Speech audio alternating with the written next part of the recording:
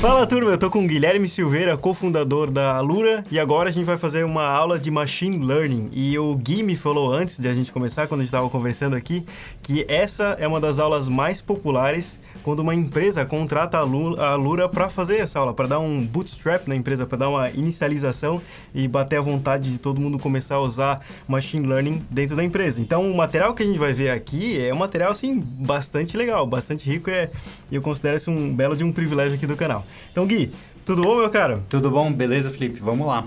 Posso sair mandando aqui? Manda massa. Já vou criar... Mas isso é uma coisa que eu tenho curiosidade, Gui. Machine Learning, para quem tá de fora, eu imagino que seja a mesma coisa para muitas pessoas que estão vendo o vídeo também. Dá uma assustada do tipo, poxa, a gente vai conseguir fazer Machine Learning de verdade aqui dentro desse vídeo hoje? A gente consegue, tá? E primeiro com alguns exemplos de dados que eu vou criar para que a gente tenha uma simulação, um exemplo que funcione. E depois com outros exemplos de dados que vão se assemelhar mais com a realidade de empresas. Mas é claro, a gente não vai estar implementando a matemática por trás do aprendizado de máquina. Então, se a gente quiser, a gente pode estudar isso também, sem problemas, não tem problema nenhum, né? Aprender a implementar a rede neural, super possível.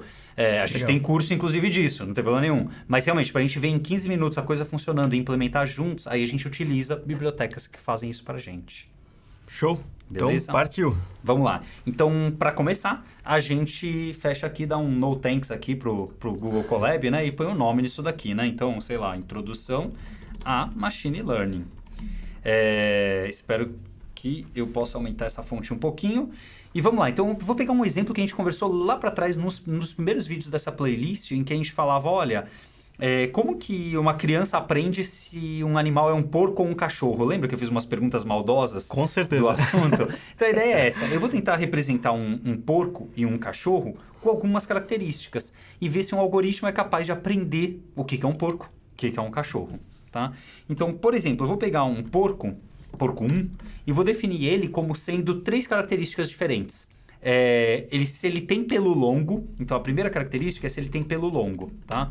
Então, é 1 se ele tem pelo longo, é 0 se ele não tem pelo longo. A segunda característica é se ele tem perna curta. 1 se ele tem perna curta, 0 não tem perna curta. E a terceira característica é se ele faz au-au. Se ele faz au-au, 1. Se ele não faz, é 0. 3 características, super válido. Então, eu tenho um porco que, por exemplo, ele não tem pelo longo, ele tem perna curta e ele não faz au-au, tá? Então, o meu problema, né, o problema que eu vou ter vai ser, eu tenho diversos animais, por exemplo, um cachorro que não tem pelo longo, tem perna curta e faz au-au. Então, eu tenho vários animais e eu quero classificar esses animais numa classe A ou B, numa classe 0 ou 1, numa classificação binária que chama esse problema. Então, é um problema clássico de Machine Learning, classificação binária. Poderia ter classificação mais do que binária, né? Uma classificação em várias classes. Se esse e-mail é de venda, se esse e-mail é do comercial, se esse e-mail é jurídico, se esse e-mail é técnico. Talvez eu especulo que venha daí a grande escala da inteligência artificial, porque um ser humano, assim, fica fácil analisar o que é um porco ou um cachorro nessa dimensão aqui. Mas quando começa a misturar muita coisa, muitas dimensões, muitas classificações, o cérebro não começa a dar conta. É aí que a inteligência artificial começa a realmente mostrar sua força de alavanca? Com certeza, pode ser um dos motivos, porque o relacionamento entre essas variáveis e a classificação, o ser humano seja incapaz de perceber. Então, esse é um motivo, né? Então, em vez que aqui eu tenho 3 variáveis, e eu tenho uma variável aqui proposital para que fique fácil para a gente, ser humano, tentar identificar se é um porco ou cachorro. Mas no mundo real, para saber se uma pessoa vai fraudar ou não vai um sistema, é uma fraude ou não é, para saber se uma pessoa vai pagar um débito ou não vai, para saber se uma pessoa vai ter dificuldade num curso ou não vai. Eu tenho um monte de variável e não é óbvio o relacionamento entre essas variáveis e se a pessoa vai ou não vai passar numa prova, sabe? Não é óbvio isso. Então, aprender esses relacionamentos é uma coisa que o Machine Learning é capaz de fazer, que a gente pode ter certas dificuldades, né? Podemos ter, não quer dizer que vamos ter. E o outro é o volume mesmo, né? Se eu tenho 10 animais para classificar, beleza, chama um especialista de animal aí para classificar. Agora, no momento que eu tenho 1 bilhão de imagens para classificar, boa sorte, né? Não adianta sair contratando especialista, que é financeiramente inviável. Justo. Então, são dois motivos aí importantes. E esse é um tipo de classificação, tá? Tem outros problemas, regressão, agrupamento, diversos outros problemas que o Machine Learning também ataca, inteligência artificial, etc. Vou descrever outros porquinhos aqui, tá? Um outro porquinho que também não tem pelo longo, tem perna curta e um porquinho que faz au-au, tá? Tem porquinho que faz au-au. Procura que você vai achar. Vai ter, entendeu? Não tem como, né? É estatística. Algum porquinho no mundo faz au-au, entendeu? Tem muito porco, não tem como. Porquinho fake news. Algum deles faz, entendeu? Você conversa lá com ele e faz alguma coisa que ele sai um au-au ali. Então eu tenho 3 cachorros e 3 porcos, tá? E o que a gente fala a gente separa isso daqui e a gente quer treinar, que nem a gente treinava criança, né? Eu tenho uma criança, a criança olha esses 6 animais, então esses daqui são os meus animais, né? É o porco 1, o porco 2, porco 2, porco 3, cachorro 1, cachorro 2 e cachorro 3. Então eu tenho 6 animais, tá? Que poderiam ser os meus itens, as minhas, seja lá o que for, né? O que a gente tem para classificar. Então, como isso daqui a gente vai usar para treinar a minha criança, o meu filho, a minha filha, ou o meu algoritmo, a gente chama isso de treino, tá? É o meu treino. Então, esses são os meus dados de treino. Mas os dados de treino para treinar o meu filho e minha filha, não adianta ter só as características de um porquinho. Eu tenho que dizer para o meu filho ou para minha filha, ou para o algoritmo, qual desses 6 é porco e qual desses 6 é cachorro. Então, eu também preciso falar as classificações. Eu vou chamar o porco de 1 e o cachorro de 0. Então, 3 uns, 3 zeros, né? Então, porco 1 é 1, porco 2 é 1, porco 3 é 1, cachorro 1 é 0, cachorro 2 é 0, cachorro 3 é 0. Então, é comum nesses algoritmos, tá? É uma abordagem, não significa que é a única maneira de fazer classificação binária. É você ter aqui os seus dados de treino, né? E as classificações que você vai usar para esse treino, tá? Como isso daqui... Então, só para esclarecer, esse 111-000 que está aqui embaixo em classificações, eles não têm... Eles têm a ver com certeza, mas não tem nada a ver com o 0, 1, 1, 0 dos dados lá de cima. Isso, nada a ver com os de cima, né? Que é 0, 1 significa 0 cachorro, 1 porco, né? Assim como esse 0, 1 aqui, não tem nada a ver com esse 0, 1 aqui, né? Esse 0, 1 aqui, né? O terceiro 0, 1 do cachorro quer dizer au-au. Esse 0, 1 aqui quer dizer perna curta, não tem nada a ver um com o outro, né? Só tem a coincidência de estar na mesma linha, portanto, pertencer ao mesmo animal. Né? São as features desse animal, desse animal. Cada uma dessas colunas é uma feature, né? Que é uma característica que a gente tem aqui, que poderia ser binária, como essas, mas poderia ser um número maior, até mesmo não inteiro. Poderia ser o tamanho metros quadrados de um apartamento, 147,35. Poderia ser um texto, poderia ser várias coisas, tá? Pode ser várias coisas, então não precisa ser 0 ou 1. Claro, cada tipo de variável, né, que a gente tem aqui, faz au-au, não sei o que, vai ter um tipo de tratamento diferente, né? Então, variáveis binárias como essa, a gente consegue direto. Uma variável categórica como São Paulo, Rio de Janeiro, Brasília, né, que são estados ou Distrito Federal, tem várias categorias. Então, é um número finito de categorias. Então, tem outra maneira de trabalhar. Tudo isso a gente vê em cursos de preparação dos dados, preparamento bizarro, né? De preparação dos dados ou de como extrair essas features aqui, como trabalhar elas. Faz todo sentido.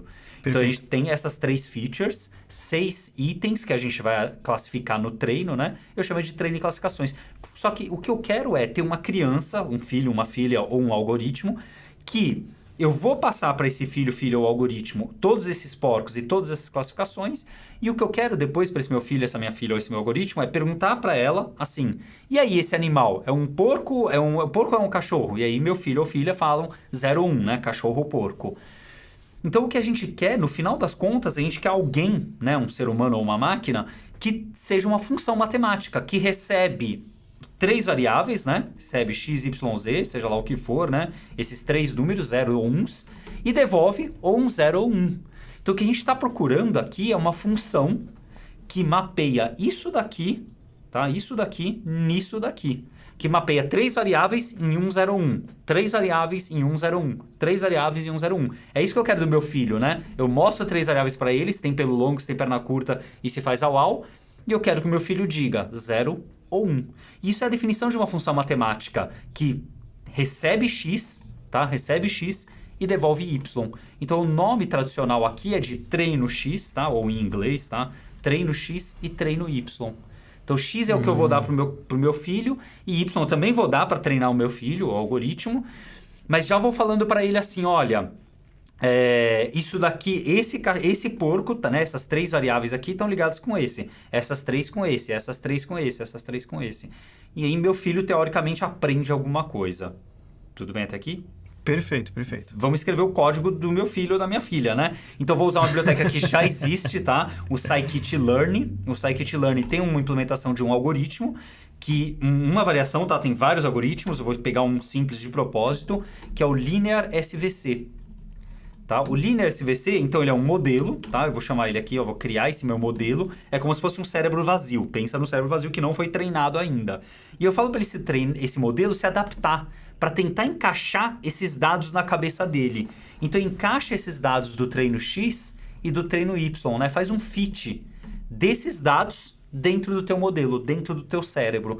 E agora, o meu modelo está treinado. Então, eu vou rodar aqui, né? Como a gente fez para rodar nas outras aulas, ó. Eu tenho aqui um modelo treinado. Ele está falando, olha, você tem um Linear SVC. Beleza, agora eu vou pegar um animal misterioso. Um animal misterioso. O meu animal misterioso, ele tem pelo longo, tem perna curta e faz au-au. É um cachorro. Você acredita que é um cachorro. Eu também acredito que é um cachorro, né? Eu também acredito, é verdade. O que o modelo vai predizer pra gente? O que ele acredita que é esse animal misterioso? Só um cuidado, aqui do jeito que eu tô passando um único animal. Mas o Predict recebe uma lista de animais, então eu tenho que colocar dentro de uma lista, tá? Só um cuidado para não receber um erro aqui. E ele devolve pra gente uma lista de previsões. Como só tem um animal, uma única previsão, 0. Perfeito. 0 era cachorro. Então, cachorro. Acertou. Nesse caso, acertou, tá? Nesse caso, acertou. E a gente poderia, claro, fazer uma série de animais, né? Eu poderia criar vários animais aqui. Por exemplo, o mistério 1, que é 111. O mistério 2, que é 110. E o mistério 3, que é 011. E aí a gente coloca que o teste X são esses 3 animais... Desculpa. Aliás, eu coloquei treino lá ou coloquei teste? Treino, tá certo. Então, o meu teste agora é testar esses 3 animais. Até porque entra aquela questão que a gente tinha falado antes. Lá naquele primeiro vídeo eu falei, eu acho que eu falei, ou eu não falei. Não lembro se eu falei ou não. Então falamos agora. É muito, acho que a gente comentou assim, é muito bizarro eu treinar com um porquinho e depois te perguntar esse animal, o que ele é. Então repara que o cachorro 111, a gente já tinha treinado. Né? Eu já tinha mostrado pro meu filho que o 111 era um cachorro. Se eu mostro o mesmo cachorro pro meu filho...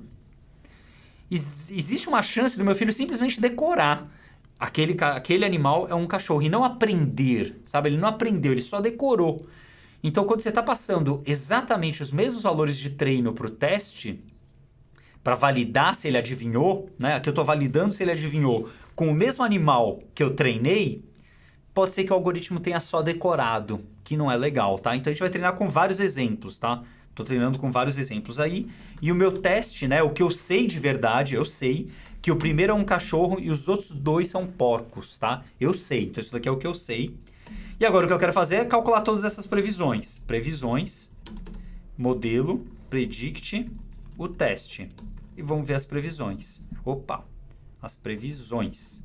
E as previsões foram 0, 1, 0. Quer dizer, acertou só os 2 primeiros. Como ele acertou só os 2 primeiros, a gente pode calcular essa taxa de acerto. Como eu falei, a gente está usando o sklearn e o sklearn vai ter tudo isso para a gente, tá? Um monte de medida, de métrica, como, por exemplo, a taxa de acerto. A taxa de acerto é o que a gente chama de acurácia, o quão certo, né? O quão certo é a acurácia. Mas isso é uma coisa interessante da acurácia, porque eu acho que, às vezes, a expectativa que alguém tem de machine learning ou do computador é, às vezes, colocar um peso muito maior no computador do que no próprio ser humano. Tipo, o ser humano ele pode errar, é ser humano, né? O ser humano erra. Mas computador não, o computador tem que ser perfeito sempre. Isso é uma realidade ou, pelo que eu tô vendo, nada a ver? Então, aqui lembrando que esses daqui são dados não são aleatórios, não, são criados propositalmente para a gente ter esse resultado, né? Para a gente ter isso de exemplo. Mas na vida real? Na vida real, a maior parte das coisas que a gente for fazer não vai dar certo de primeira. Se dá uma taxa alta, por exemplo, essa taxa de acerto, né? Você testou 100 valores, né? Você pegou 100 que você não tinha treinado e testou. E desses 100 você acertou 97. Aí você fala, nossa, minha taxa de acerto é 97, no que eu nunca tinha visto antes. Animal. Provavelmente a gente errou alguma coisa no caminho, porque a gente não chega em taxa de acerto de 97%. Sério? Não, nunca. Na regra é nunca, Interessante. tá? Nunca. Se chegou em 97 logo de cara, provavelmente a gente errou alguma coisa. Existe algum número que a pessoa possa se basear? Tipo, putz, tô longe, eu tô longe pra ruim, eu tô longe pra bom. É difícil, né? Mas existe uma sacada assim, existem algumas sacadas. A gente mostra isso um pouco mais pra frente, mas eu vou citar agora porque é super importante e você citou. Tá. Então, como é que eu meço se o meu algoritmo foi bom ou foi ruim? Deixa eu chamar esse accuracy score aqui, só pra gente ver o resultado dele, né? Ó, quero comparar com o que eu sei, que é o teste Y, as previsões. Né, as previsões que eu tive. Eu podia imprimir isso daqui bonitinho, com porcentagem, etc. Né? Então ele está me mostrando que eu acertei 66%, né? 2 de 3, 66%. Então 63% é bom ou é ruim? Não tenho ideia. Olhando assim, né? E 66% de fraude, é bom ou é ruim? Só olhando Vai o depender número, do assunto, né?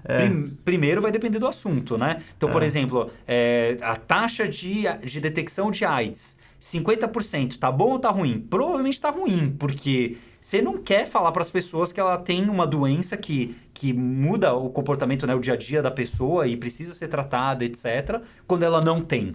Ou falar que ela não tem quando ela tem. Então, por exemplo, numa questão de doença, é super importante, né? O falso positivo e o falso negativo. Tem coisas que você quer tomar muito cuidado. E essas taxas são super importantes que sejam altas.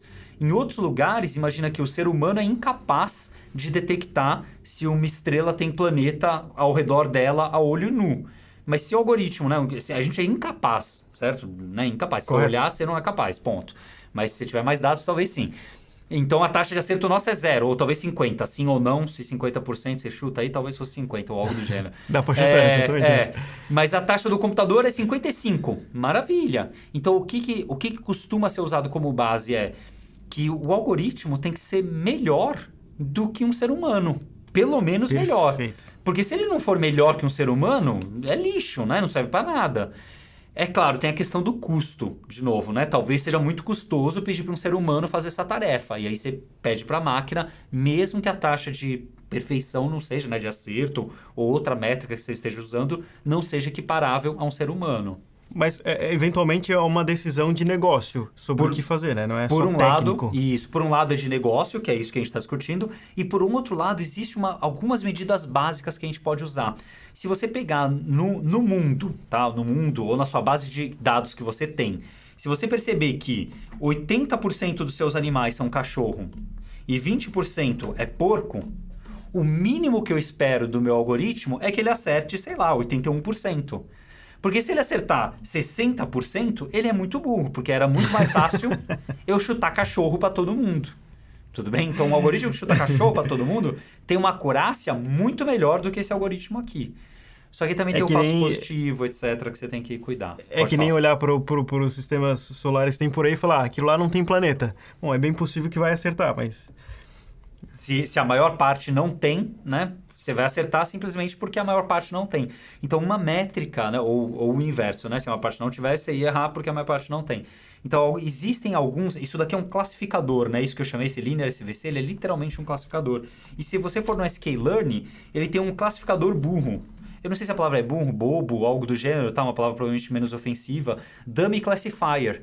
E o Dummy Classifier, você pode usar, você pode pegar e importar ele aqui, que o que ele vai fazer é... Ele vai chutar... Por exemplo, ele fala aqui, olha, chutar o mais frequente. Ou chutar proporcionalmente. Então, ele faz esses chutes meio simples pra gente. Então, tecnicamente, o mínimo que a gente espera é utilizar um classifier ou um regressor básico, bobo, como esse. Tem vários, tá? Tem para classificação, tem para regressão. Dá para fazer para time series, dá para fazer para vários casos uns dummies. E você tem que ser melhor que isso, porque se você for pior que isso... não serve pra muita coisa, né?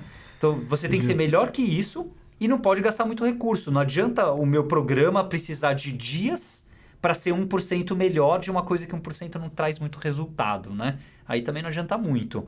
Então tem todo esse balanço, né? Dessa parte técnica que você tem que ser melhor do que um ser humano e de algum dummy, né? Porque senão você usa uma heurística simples, é suficiente para o seu programa. E por outro lado... você tem que ver se aquilo faz sentido para a tua empresa, né? E a realidade é que muitas vezes você cria esses modelos, esses estimadores, etc., e eles são piores do que heurísticas simples. Ou às vezes eles empatam, mas são mais rápido. Às vezes eles empatam e são mais devagar. Então, a maior parte das vezes falha. Demora para a gente chegar num resultado que é vantajoso para a empresa, tá? Não é comum chegar logo de cara, não. Tá. Então, esse daqui era o primeiro exemplo do porquinho. Eu posso tocar um outro exemplo, então? Vai ser bem parecido, só para a gente mostrar isso um pouco mais como se fosse no mundo real? Perfeito, vamos lá. Beleza, eu tenho aqui, eu só preciso pegar um RI aqui que eu tenho. Eu acho que eu vou roubar e pegar essa RI de lá. Não tem problema, eu vou roubar. Lembra do Pandas, que lia arquivos CSV? Então é ele que a gente vai usar. Deixa eu dar um scroll down aqui para a gente ver mais bonitinho. É ele que a gente vai usar. Eu tenho aqui um outro notebook desse curso que tem aqui a URI bonitinha que eu vou utilizar para ler. Então essa é a URI aqui, tá? Essa URI eu vou ler. pd.readSSV, essa é a URI. Devolve os dados, esses são os meus dados. Eu vou olhar 5 linhas. Então esses dados são dados de mentira, fui eu que gerei, tá? E você tem aqui se cada um desses usuários, cada um é um usuário que acessou o meu site. Então esse usuário aqui, que é o 0, né, entre aspas, né, a primeira linha, ele acessou a página inicial, ele acessou a página como o meu site funciona, o meu produto funciona, não acessou a página de contato e não comprou o meu produto. Então, se a gente der uma olhada no dados, vou pegar um sample, tá? 5 key samples aleatórios. Então, eu tenho pessoas que acessaram tudo e compraram, pessoas que acessaram algumas páginas e não compraram, pessoas que acessaram algumas páginas e compraram. Tem de tudo. Tem meio que de todos os tipos de pessoas. E o que eu gostaria de saber é, se a pessoa acessou tais páginas, será que ela vai comprar ou não? Porque, de acordo com isso, eu quero entrar naqueles chats, sabe aqueles pop-ups chatos que aparecem no meio da tela? Na hora que você menos quer, você tá para clicar no link e aparece e você clica no chat, né? Você só quer que aquele chat apareça se a pessoa não está entendendo o seu site e vai desistir, né? Você não quer atrapalhar a pessoa. Então, seria interessante abrir o chat só nessas situações, não na situação que a pessoa já está interessada no meu produto. Meu, que sensacional, tá? Tô bem empolgado com esse exemplo. É uma simplificação, tá? Esse problema é muito mais complexo, né? Que eu coloquei em 0 e 1s. A gente teria que colocar, por exemplo, a ordem que a pessoa acessou as páginas. Não, mas já é ótimo, assim, para entender assim, olha, o quão próximo que a gente está de um caso real. Isso é realmente fantástico. Então, é isso que eu queria trazer. Mas repara que, poxa, a gente está igual a antes. A gente tem o X, que são 3 colunas, e o Y, que é uma coluna. É o mesmo problema. Do jeito que ele está e do jeito que as variáveis foram colocadas, é o mesmo problema. Eu posso falar assim, olha, o X são os dados, as colunas home, how it works, perdão ao inglês, e o contact. Perdão novamente, né? Que aos poucos eu assassino a língua. X.red para saber aqui. Então a gente tem as 3 colunas. E o Y, né, que é o segundo lado, né, que é onde a gente vai usar o teste, etc. Ele é o dados, chamava, qual que era mesmo? Bots, né? Sei lá como fala também, vai ser bots agora. Então, beleza, é bot. Beleza, esse é o Y. Vamos ver 5 elementos dele também para ver que tá direitinho. Tá direitinho. Se eu tenho X e eu tenho Y, o que eu posso fazer? Treinar e rodar. Então, eu poderia, não que vai funcionar, tá? Eu poderia fazer isso aqui, ó, treinar. Então, eu vou copiar e colar lá embaixo, só pra gente ir mais rapidinho. Vou copiar. Lembra, a gente tem o X e o Y. O X e o Y. Então, eu treinei meu algoritmo. Eu poderia testar. Então, modelo. Eu vou deixar na mesma célula, vai. Modelo.predict. Aí, eu tento prever o X e essas são as minhas previsões. E aí, eu posso chamar o accuracy score do Y com as minhas previsões. Isso é, eu comparo as previsões com o Y. E vamos ver essa taxa de acerto. Eu só vou multiplicar por 100 para que dê em porcentagem, tá? Vamos ver. 96%. Tá errado. Tá errado, né? Primeiro porque tá errado mesmo, tá? E segundo, porque os dados foram gerados, eu gerei esses dados para que a gente tivesse um sucesso, tá? Então... Perfeito. Mas o que está errado aqui? A mesma coisa que eu discuti antes. Eu falei, olha, mas se eu treinar e eu testar com os mesmos valores, eu estou viciando o meu algoritmo. Perfeito, né? perfeito. Então, aqui eu estou treinando e testando com os mesmos valores. Então, o que eu tenho que fazer eu tenho que, de alguma maneira, separar o treino e o teste. Adivinha o que existe para a gente? Train, teste, split. Você passa o X e o Y e ele vai separar para a gente o treino X e o treino Y, o teste X e o teste Y. Eu espero que seja essa a ordem, porque eu sempre erro essa ordem desses caras. Treino X... eu acho que eu errei. Acho que é teste X, Tô dando uma roubadinha aqui na minha cola, tá? Treino Y, Tá. a ordem das variáveis é infernal aqui. Mas isso é uma coisa que a gente não aprendeu no Python ainda. Tu tá fazendo o resultado dessa função train test split vai ser... Boa vai pergunta. voltar um array? Que boa é isso? pergunta. Isso mesmo. Então, a gente pode criar uma função, né? Eu posso fazer uma função, que retorna 5 números e ela simplesmente dá um return 1, 2, 3, 4, 5. Então, quando eu estou retornando esses 5 números, né? Quando eu vou chamar ela, eu posso fazer A, B, C, D, E igual retorna 5 números. E aí ele já mapeia, né? Várias linguagens não deixam fazer isso, né? Muitas linguagens não deixam. Ó, vou imprimir o A aqui pra gente ver e vou imprimir o E, é o 5, tá? Então é verdade. Esse cara aqui devolve diversos valores, né? Esses 4 valores. E aí eu já atribuí a 4 variáveis distintas, tá? Perfeito. Beleza. Então, vou apagar essa célula aqui, eu vou apagar para ela não ficar no meio. Mas é isso mesmo. Então, eu estou devolvendo as 4 arrays, né? Se a gente olhar... Bom, aqui eu tenho que mudar agora, né? Bom, isso aqui é antes de treinar. Então, eu treino com o treino X, treino Y. E eu testo com o teste X e comparo com o teste Y. Aí uma última pergunta antes de rodar. Esse Pode train falar. test split, essa função, ela é global? De onde é que ela tá vindo? Ela não tá vindo de lugar nenhum, não ia funcionar, né? sklearn train test split, tá? Tem aqui, ó, model selection train test split. A gente tem que importar ela. Obrigado, Perfeito. já ia dar erro mesmo. Então, sklearn.model selection import train test split. Verdade. Perfeito. Sempre tem que importar de algum lugar. Básico assim, toda essa estrutura base vai estar no sklearn mesmo. Tá. Vou rodar e 92%. Piorou, mas é um pouquinho mais realista, tá? Pelo menos a gente separou os dados de verdade, né? Se você olhar, por exemplo, olha, o treino X, você vê que ele tem 74 colunas agora. Então, a gente pode imprimir até mais bonitinho. Eu acho que tem o shape direto. 74 por 3, 74 colunas.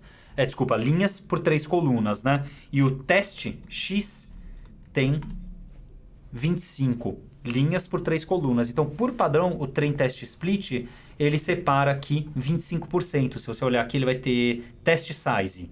Por padrão, 25%, tá? Então, essa é uma maneira da gente quebrar e validar o nosso modelo. Tem outras maneiras mais complexas, mas a gente leva um curso inteiro para falar das 1000 maneiras que tem, literalmente, tá? De validar. Pode falar. Com isso eu consigo entender ou até induzir um caminho mais feliz para o meu usuário. Por exemplo, eu consigo extrair essa informação das pessoas que elas foram na home, elas foram na... Desculpa, eu esqueci o nome das outras páginas, mas... como funciona e funciona e depois contato. E aí isso é o caminho da compra, por exemplo. Eu consigo extrair essa informação? Percebe que aqui, na maneira que eu modelei, né, que eu extraí as features, eu não extraí a ordem, né? Então, eu não sei se a pessoa foi primeiro para home, depois para contato, ou em depois qualquer para ordem. Artworks. Isso, aqui está qualquer ordem, né? Então, a partir daqui, eu poderia tentar induzir conclusões do gênero. Como eu acredito que essa pessoa não vai comprar, aí vem a pergunta, o que eu posso fazer com isso, né? Então, tem 2 coisas que a gente poderia fazer com isso. Uma era tentar calcular a correlação de acesso a essas páginas com as vendas, tá? E aí a gente poderia acreditar erroneamente que a correlação é causalidade. E aí, por isso, pessoas que acessaram a página de contato, né, tendo acessado as outras 2, compram, isso é uma correlação. A gente acredita que elas compram, então eu forço as pessoas a entrarem na página de contato.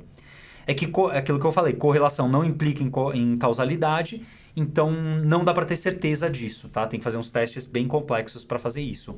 Tá. A outra maneira de utilizar esse modelo do jeito que ele está, a maneira adequada, seria a seguinte.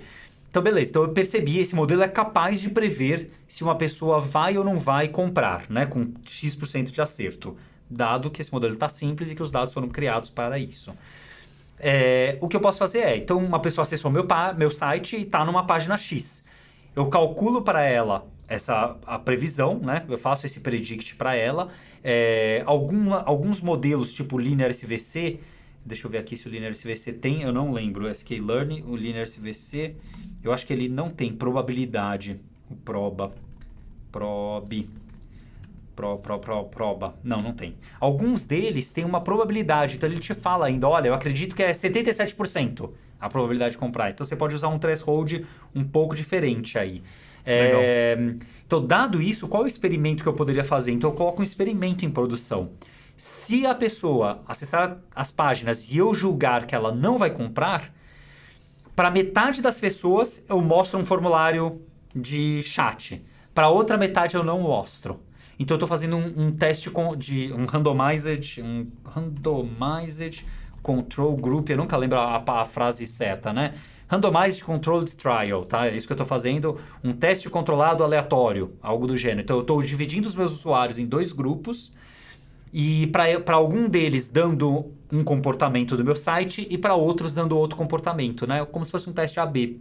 E aí eu vejo se tem diferença no resultado desses 2. Se tiver, então legal. Aí eu posso jogar fora o teste e fico com essa feature. Se o resultado for que quem eu abri o chat deu a mesma coisa de vendas no meu site, então joga fora a feature porque não está servindo para nada. Então seria engraçado, isso. porque tudo isso era feito de forma manual no passado, né? Não que eu acho que não exclui ainda o tato do ser humano, mas numa escala gigantesca, com milhões de acessos e milhões de páginas, chega uma hora que não dá, tem que usar isso. E quem usar isso vai sair na frente, com certeza. Com certeza, né? Pega o caso do Netflix com aquelas automatizações deles, né? Eles automatizam todo esse processo. Então, ele vai automatizar, gerar os thumbnails, né? Então, ele gera o thumbnail do filme, baseado em, sei lá, imagina que ele tem 10 imagens e 10 fontes e formas de colocar o título ali no thumbnail, né? Então, ele faz essa mistura, coloca tudo, tenta calcular o que está acontecendo e, à medida que vai vendo o que vai acontecendo no experimento, vai tomando a decisão de qual thumbnail vai ser melhor para uma pessoa ou para um tipo de pessoa. Perfeito. Ou outro tipo de pessoa. E aí do jeito que a gente está fazendo aqui, são comandos manuais. Então, obviamente, deve ter uma forma disso ficar sempre em formato de sistema, vamos dizer, sem ficar se retroalimentando e melhorando seus resultados sem ninguém tocar, correto? Com certeza. Esse modelo que a gente está usando, que é o Linear SVC, que tem diversas limitações. Primeiro, ele é um modelo linear, então ele só é capaz de aprender comportamentos lineares. Então, à medida que a gente estuda machine learning, etc., a gente vai ver que... Deixa eu jogar esse cara aqui para baixo. Não é para cima, é para baixo. Pronto. A gente vai ver que, no próxima aula, por exemplo, deste curso, a gente vê um conjunto de dados que o comportamento não é linear. Aqui são as pessoas que venderam um produto e que não venderam. Então, não é uma linha, certo? Isso daqui é uma curva, né? É uma curva. Então, essa curva aqui, que, sei lá, é terceiro grau, alguma coisa do gênero, um Linear SVC não é capaz de aprender isso, né? Um algoritmo, um estimador linear não é capaz. E até tem um pouquinho mais para frente, eu acho que eu tenho esse gráfico aqui do Linear SVC. A gente faz isso durante o curso. Isso, isso aqui é o Linear SVC aprendendo. Essa é a reta que ele traça. E esses pontos roxos e os amarelos que estão aqui são os que fazem diferença. Quer dizer, ele não aprendeu porcaria nenhuma, tá? Não aprendeu nada. E aí você vai otimizando e usando algoritmos não lineares para aprender isso. Então, voltando lá para sua pergunta, né? Então, primeiro, a gente tem que ir vendo outros tipos de estimadores para ser capaz de melhorar o nosso algoritmo, né? Então, o Linear SVC é bem a casquinha, tá? E esses tipos de modelos que eu estou mostrando são modelos que você treina e depois usa. Então, você não vai ficar treinando toda hora, tá? Você não treina toda hora. Entrou um usuário novo, entendi. Você retreina. Esse algoritmo não costuma funcionar assim, esses algoritmos, tá? Fica então, cozinhado ali o comportamento. Você roda o modelo, você treina o modelo, viu que valeu, legal, acho que vale a pena deployar esse, você deploya e você fica usando ele com vários predicts, predict. Daqui um mês, você roda de novo, gera um modelo novo, sei lá quanto tempo. É claro, você pode automatizar esse processo para rodar toda semana, toda noite, seja lá quanto for. Mas existe outra categoria de algoritmos de machine learning e de inteligência artificial que são os reinforcement learning. E os de reinforcement learning, os de reinforcement learning são live. Então, à medida que você está jogando a coisa ali, ele está aprendendo e já está adaptando o modelo dele e sendo capaz de prever coisas baseadas naquilo que ele acabou de aprender. Então, esses não precisam desse tempo, dessas duas fases separadas em geral. Que sensacional. Tá? E é uma outra área do machine learning, literalmente. Com suas vantagens e desvantagens e crescendo cada vez mais hoje em dia, tá? Beleza. Então, acho que era um pouco disso, sabe? Então, com isso, realmente, a gente viu, olha, o basiquinho, só o básico mas o básico é a estrutura de muita coisa, pelo menos de classificação, separar os nossos dados em conjuntos menores. Por quê? Para evitar o vício. Então, eu tenho que separar em treino e teste. Como eu separo em treino e teste, a gente viu uma maneira. A gente na Alura tem um curso inteiro de 10 maneiras e existem várias outras maneiras de separar cada uma com sua importância, né? Cada uma tem seu sentido. Aqui, por exemplo, se eu rodar de novo, rodei de novo, 96. Como assim? Então, existem algumas coisas que dá para melhorar aqui. Isso daqui ainda está sendo influenciado por aleatoriedade. A gente provavelmente não quer isso. Então, tem várias coisas que dá para a gente melhorar que a gente vai vendo durante o curso, né? A primeira aula é aquela que a gente falou do porco e do cachorro. A segunda a gente fala disso e da aleatoriedade. Depois a gente discute essa questão da linearidade. A gente discute a questão das dimensões. Eu citei para você, né, sobre... Aqui a gente tem uma dimensão, a gente tem 3 dimensões no X. 3 dimensões, visualizar 3 dimensões, a gente até consegue, né? Visualizar. Mesmo um plot, a gente conseguiria, né, na visualização. Mas aí depois colorir, né, para sinalizar a 4ª dimensão aqui, começa a ficar mais complicado. E isso porque a gente tem 4, com 5 dimensões, com 15 dimensões, com 25, super difícil. Então a gente tem um curso que toca esse assunto, que fala redução de dimensionalidade. Como é que eu pego um conjunto de dados com uma dimensionalidade enorme, seja para visualização, seja para treinar os meus algoritmos. Porque quanto mais coluninhas a gente tem aqui, mais diversas complicações que surgem, tanto de lentidão quanto de pequenos desvios errados, aí, de vícios que aparecem. Então a gente discute isso aqui e discute mais a fundo em outros cursos de novo, porque a gente está aqui introduzindo, né? E depois a gente vai para outros tipos de algoritmos, como a árvore de decisão, que geram coisas mais interpretáveis. Alguns algoritmos de machine learning são difíceis de interpretar a olho nu, tá? Aqui na árvore de decisão, muitas vezes ela é interpretável. Então eu posso ver aqui que, por exemplo, olha, se o preço de um carro for menor que 60 mil, então vem para cá.